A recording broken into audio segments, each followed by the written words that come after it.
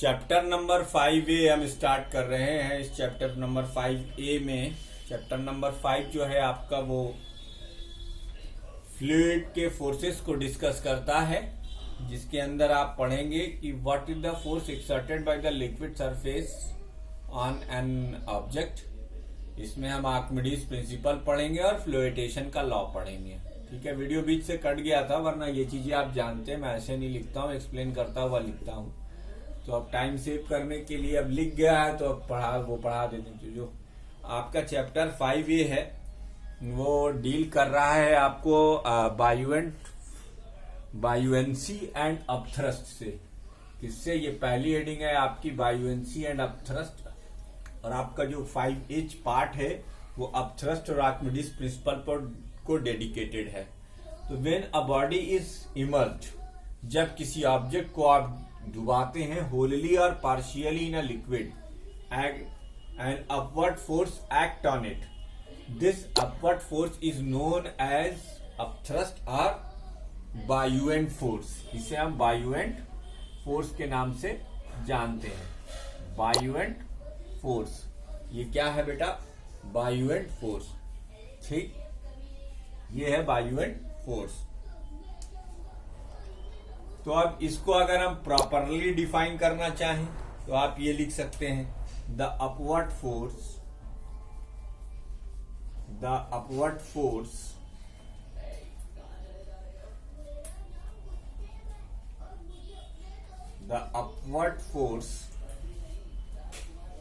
exerted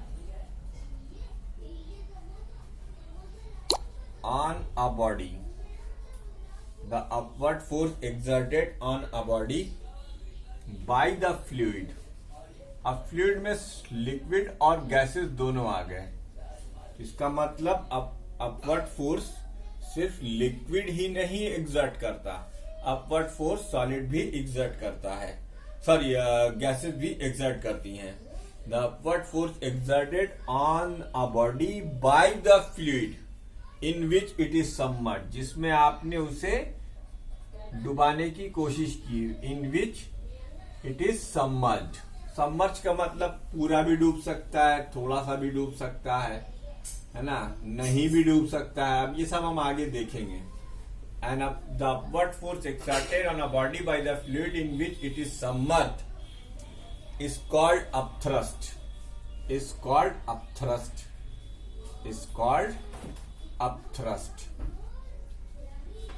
और buoyant force, इसको आप बायुएंट फोर्स कहेंगे। तो ये बायुएंट फोर्स हो गया। और the property of the liquid, the property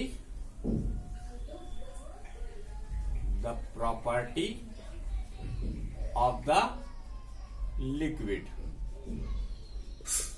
or gases, the property of the fluid लिखो यार, liquid मत लिखो, fluid। the property of the fluid on a body, the property of a liquid to exert an upward force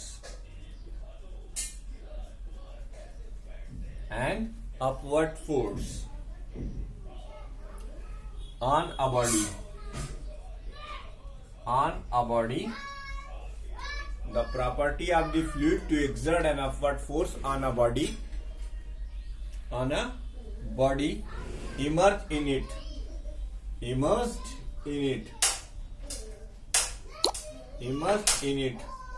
is called बायुएंसी। ये जो property है इसको हम बायुएंसी की प्रॉपर्टी के नाम से जानते हैं। तो व्हाट इज अपथ्रस्ट? अपथ्रस्ट एक ऐसा फोर्स है जो लिक्विड एग्जर्ट करता है हर उस ऑब्जेक्ट के ऊपर जिसको आप उसके अंदर इमर्स करने की कोशिश करेंगे। वो फोर्स जो एग्जर्ट करेगा वो क्या होगा? वो अपथ्रस्ट होगा। और इसका दूसरा नाम क्या है? बायुएंट फोर्स। तो ये हर लिक्विड की प्रॉपर्टी होती है कि जब किसी ऑब्जेक्ट को उसके अंदर आप इंसर्ट करना चाहेंगे तो वो उसका अपोज करने के लिए एक अपवर्ड डायरेक्शन में फोर्स लगाएगा, जिसे कि हम अपथ्रस्ट कहते हैं। और ये वो प्रॉपर्टी है, उसका नाम बायुएंसी है। The property due to which a body a fluid exert a force, upward force on a immersed body in it is known as buoyancy। इसका सबसे अच्छा एग्जांपल अगर मैं आपको दूं तो आपके घर में जो फ्रिज की वाटर बॉटल है उसको आप ले लीजिए। एम्प्टी बॉटल है, एम्प्टी बॉटल ले लीजिए या भरी हुई बॉटल ले लीजिए, उसे आप एक बकेट के अंदर डालने की कोशिश कीजिए जिसमें पानी भरा हुआ हो, तो आप क्या ऑब्जर्व करेंगे? क्या लगता है आपको? आपकी बॉटल डूब जाएगी? नहीं डूबेगी। अच्छा, वो तैरेगी। अब एक काम करिए, आप उस बॉटल के ऊपर हल्का सा प्रेशर एक्सर्ट कीजिए अपने हैंड से, उसको दबाने की कोशिश करिए, तो आपको महसूस होगा कि कोई उसका अपोज कर रहा है, कोई उसका अपोज कर रहा है। वो जो अपोजिंग फोर्स लग रहा है, जो जिसकी वजह से बॉटल को आपको डुबाने में मुश्किल आ रही है, उसी को हम अपथ्रस्ट के नाम से जानते हैं। उसी को ना हम अपथ्रस्ट के नाम से जानते हैं। या आप एक खाली पेप्सी का कोन ले लीजिए, केन का केन ले लीजिए, इस केन को आप डुबाने की कोशिश करिए, तो जब आप प्रेशर एक्सर्ट करेंगे तो आप देखेंगे कि आपको एक फोर्स एक्सपीरियंस होगा अपवर्ड डायरेक्शन में। ये जो अपवर्ड डायरेक्शन में फोर्स एक्सपीरियंस हो रहा है, इसी फोर्स का नाम बायुएंट फोर्स है। आपका जो कॉर्क होता है, कॉर्क वैक्स उसका बना हुआ होता है, लकड़ी का, बहुत हल्की सी लकड़ी होती है कॉर्क, या रबर का बना हुआ आता है, जिससे आप बॉटल का लिड की यूज के फॉर्म में यूज करते हैं। उस कॉर्क को आप पानी पे रख दीजिए तो वो डूबेगा नहीं, वो फ्लोट करेगा, वो तैरेगा। अब अगर आप उसके ऊपर एक फोर्स एक्सर्ट करते हैं, पुश करते हैं नीचे की तरफ, तो आपको महसूस होगा, आप एक्सपीरियंस करेंगे कि एक फोर्स उसके ऊपर अपोजिट डायरेक्शन में लग रहा है, और जब तक आप कॉर्क को दबाए रहेंगे तब तक तो वो कॉर्क डूबेगा, और जैसे ही आप अपना हाथ हटाएंगे वैसे ही कॉर्क फिर ऊपर आ जाएगा। तो भाई ऊपर कैसे आया? कॉर्क ऊपर कैसे आया? कॉर्क ऊपर इसलिए आया कि उसके ऊपर एक फोर्स लगा। वो फोर्स क्या था?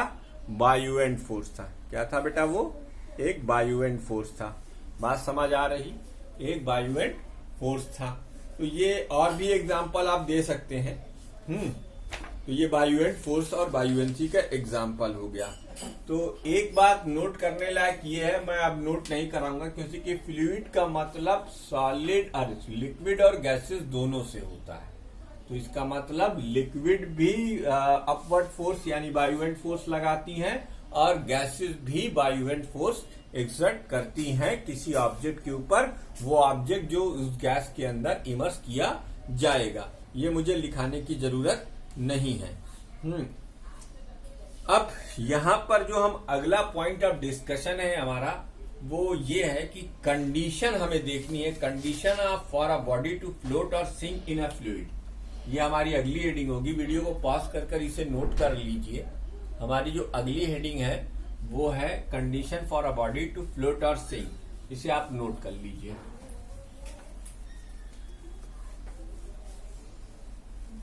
देखो, जब कोई बॉडी किसी लिक्विड में डुबाई जाती है तो उसके ऊपर दो फोर्सेस काम करते हैं। पहले हम हेडिंग डाल लें, कंडीशन किसकी?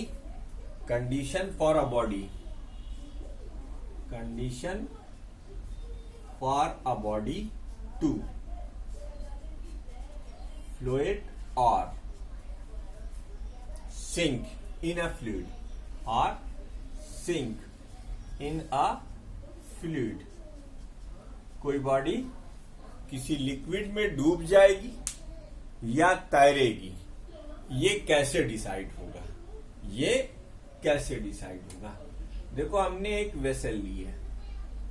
वेसल का मतलब एक बड़ा सा पॉट है, एक बड़ा सा ड्रम है। इस ड्रम में हमने कोई लिक्विड भरा है, हमने एक लिक्विड भरा है, ठीक है। अब हमने एक ऑब्जेक्ट लिया और वो ऑब्जेक्ट पूरी तरीके से इसमें इमर्ज्ड है लेकिन डूबा हुआ नहीं। इसके ऊपर दो फोर्सेस काम करेंगे। When a body immersed in a fluid, two forces act on a body. When a body immersed in a liquid, अभी चलो लिक्विड की ही बात करते हैं. In a liquid, two force act on it. इस पर दो फोर्स लगेंगे. Two forces acts on it. कौन से होंगे वो दो फोर्सेस? नंबर एक, the weight of the body which act vertically downward. The weight of the body which acts vertically downward. ठीक, ये एक फोर्स इसके ऊपर नीचे की तरफ लगेगा W. एक फोर्स तो ये लग गया भाई. दूसरा फोर्स कौन सा लगेगा?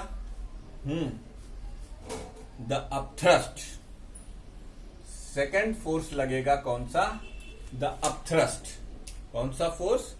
The upthrust FB which acts vertically upward. The upthrust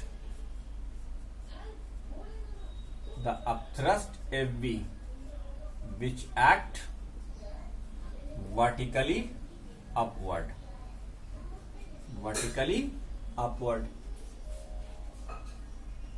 तो वेट तो नीचे लग रहा है और FB क्या है? ऊपर लग रहा है. और ये FB जो है बेटा वो साइज पे डिपेंड है. जितना ज्यादा पोर्शन आप बॉडी का अंदर लेते जाओगे लिक्विड के, उतना ज्यादा FB बढ़ता जाएगा. तो मैक्सिमम बायुएंट फोर्स कब लगेगा? जब होल बॉडी लिक्विड के अंदर होगी. ये क्या है? मैक्सिमम अपथ्रस्ट है. कब? ये मैक्सिमम कब होता है? Maximum FB will be maximum. FB will be maximum. FB will be maximum when whole body, whole object is immersed in a liquid. अब ये डूबेगी या डूबी हुई तैरेगी या डूब जाएगी या आधा तिया डूबेगी आधा तिया तैरेगी, ये सब डिसाइड होगा बाद में. अभी तो पहले ये समझो कि जब तुम किसी ऑब्जेक्ट को, किसी बॉडी को किसी लिक्विड में इंसर्ट करते हो तो उसके ऊपर दो फोर्सेस लगते हैं. वो दो फोर्सेस कौन कौन से हैं? एक तो वेट लगता है डाउनवर्ड डायरेक्शन में, और एक लिक्विड से एक्सर्ट होने वाला बायुएंट फोर्स लगता है अपवर्ड डायरेक्शन में. जैसे जैसे बॉडी का पार्ट डूबता चला जाता है वैसे वैसे अपथ्रस्ट की वैल्यू बढ़ती चली जाती है, और जब whole of the body submerge कर जाती है उस केस में FB की वैल्यू मैक्सिमम हो जाती है. इतना आप सबको क्लियर हो जाना चाहिए. ठीक है.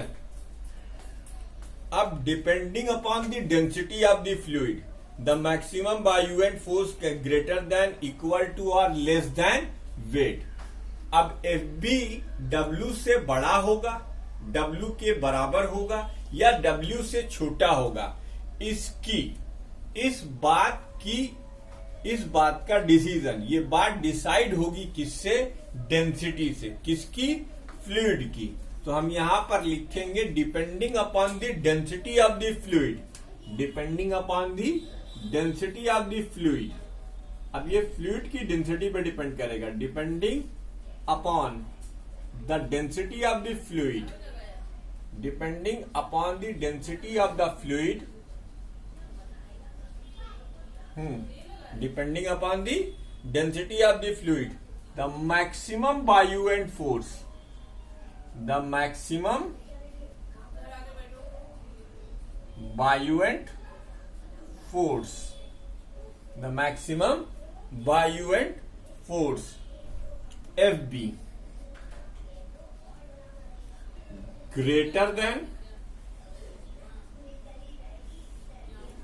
equal to or less than the weight. ये किस पर डिपेंड करेगा? किस पर डिपेंड करेगा? डेंसिटी ऑफ द फ्लूइड पर। Less than the weight of the given body, weight of the given body. ठीक है, एफ बी बड़ा भी हो सकता है, एफ बी डब्ल्यू के बराबर भी हो सकता है, और एफ बी डब्ल्यू से छोटा भी हो सकता है। ये आप कैसे डिसाइड करेंगे? ये आप डेंसिटी ऑफ द फ्लूइड से डिसाइड करेंगे, यानी वो फ्लूइड जिसमें आप अपनी सॉलिड बॉडी को इमर्स कर रहे हैं। बहुत सीधी और सिंपल सी लैंग्वेज है, इसमें आपको कुछ समझ में ऐसा कुछ नहीं है जो आपको ना समझ में आ जाए। ठीक, अब देखो, अगर मान लो अब इसमें हम कुछ केसेस कंसीडर करेंगे। Case number one, if F B is greater than W और F B is equal to W. ये दो केसेस, या तो एफ बी की वैल्यू डब्ल्यू से बढ़ जाए या तो एफ बी की वैल्यू डब्ल्यू हो जाए। यार अगर एफ बी की वैल्यू डब्ल्यू से बढ़ जाएगी तो रिजल्टेंट फोर्स क्या होगा? अपवर्ड डायरेक्शन में होगा, और एफ बी की वैल्यू अगर डब्ल्यू के बराबर हो जाएगी तो रिजल्टेंट फोर्स 0 हो जाएगा। दो बातें हो सकती हैं।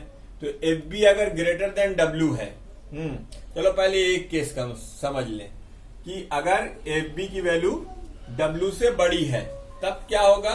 The body will float partly emerge with only that much part of it. The body will float. The body will float. Partly immersed. पूरा नहीं डूबेगी, पूरा डूब के नहीं तैरेगी। Partly immersed. With only that much part. With only that much part.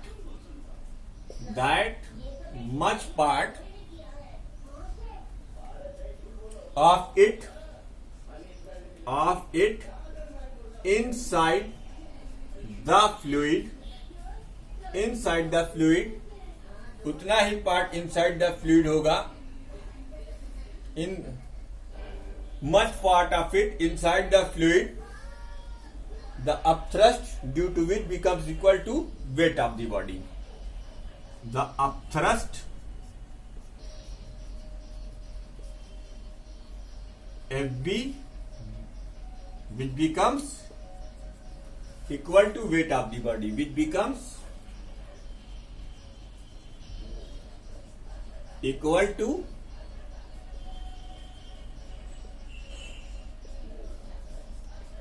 weight of the body. ठीक, if FB is greater than W, the body will float partly immersed with only that much part of it inside the fluid, the upthrust which becomes equal to weight of the body. मतलब जितने part का wait upthrust के equal हो जाएगा उतना ही part डूबेगा और बाकी part नहीं डूबेगा। ठीक है, यानी इस केस में सुनो, ऐसे अगर इसका हम फिगर बनाना चाहें तो इस वाली कंडीशन में ये रहेगा कि इसका कुछ हिस्सा लिक्विड के अंदर रहेगा और कुछ हिस्सा लिक्विड के बाहर रहेगा।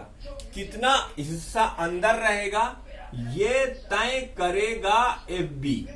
ठीक है, जब FB की वैल्यू W के जितने पार्ट के इक्वल होगी उतना ही पार्ट डूबेगा, बाकी का सारा पार्ट आपको लिक्विड के या फ्लूइड के बाहर दिखाई देगा। ये एक केस हुआ, FB is greater than W। अच्छा ठीक है, अब अगर FB is equal to W हो जाए, भाई आपकी किताब ने इसमें डैश का साइन लगा रखा है, हमने FB को मैक्सिमम मान रखा है। बहुत सीधी और साफ सी बात, वीडियो को पॉज करिए, इसे नोट कीजिए, क्योंकि अब वक्त आ गया है हम इसको इरेज कर देते हैं। क्या कर देते हैं? इरेज करके आपको आगे की कहानी समझाते हैं। चलो पहले इतना पोर्शन इरेज करते हैं, इतना पोर्शन इरेज करते हैं, है ना। तो देवियों और सज्जनों मेरी बात को ध्यान से सुनो। अब जो हमने एक कंडीशन लगाई थी, अब उसमें depending upon the density of the fluid maximum buoyant force F B greater than equal to और less than the weight of the given body, case first में हमने दो चीज कलेक्टिव करने की कोशिश की, लेकिन बहरहाल आपको अलग अलग समझा रहा हूं। एफ बी की वैल्यू अगर डब्ल्यू से बड़ी हो तो बॉडी का कुछ हिस्सा पानी और फ्लूइड में डूबेगा और बहुत सारा हिस्सा पानी के या फ्लूइड के बाहर रहेगा। ये उतना ही हिस्सा डूबेगा जितने हिस्से का वेट बायू एंड फोर्स को बैलेंस कर ले जाए, जितने हिस्से का वेट बायू एंड फोर्स को बैलेंस कर ले जाए। ठीक है बच्चों, तो ये आपको सीखना पड़ेगा। हाँ, 1 मिनट। हाँ ठीक है। अच्छा, अब हम लोग दूसरा कार्य करेंगे। अब दूसरा क्या है कि अगर एफ बी की वैल्यू डब्ल्यू के बराबर हो जाए, अब इसमें हम फिर लिखेंगे if F B is equal to W, यानी ये जो मैक्सिमम बायू एंड फोर्स है वो वेट के बराबर हो जाए, तब क्या होगा? The body will float. अभी भी बॉडी डूबेगी नहीं, तब नहीं डूबेगी तो इसका मतलब ये पहले केस की तरह सिमिलर है, इस वाली कंडीशन की तरह नहीं बच्चों। इसका भी फिगर अभी हम बनाकर आपको दिखाते हैं। The body will float with whole of the body, whole of the body immersed in the fluid, whole of the body